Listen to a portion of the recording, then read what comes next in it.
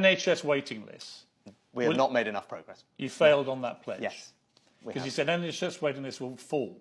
In fact, they are slightly coming down now, but the waiting list is still nearly 500,000 more than it was at the start of last year.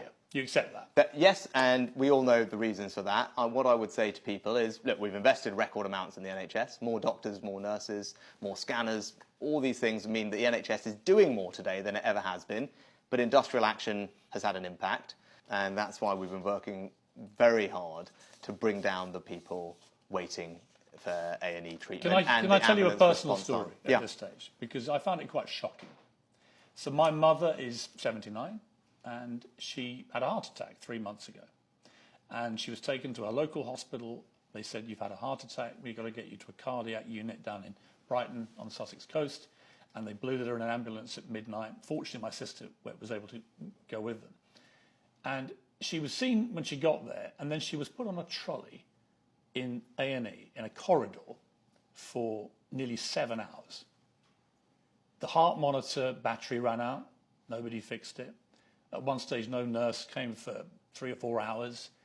There were between, she reckons, 35 and 40 other people on trolleys in the corridors of this A&E, most of them elderly without people.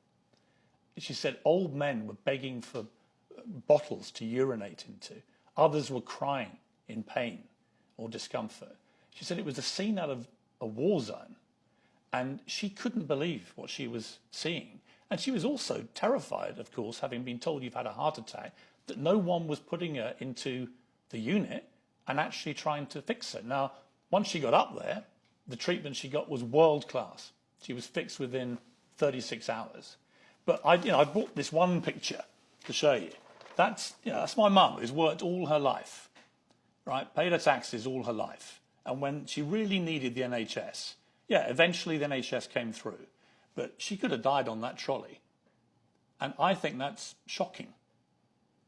Yeah, that is a shocking story. And I'm really glad that she's feeling better now, and send her my best. And I'm glad she got the treatment that she needed. This was a Monday night, Prime Minister. This wasn't even a weekend. Yeah. And it's not even a major city. This is Brighton. And there were 40-odd people on trolleys in a corridor.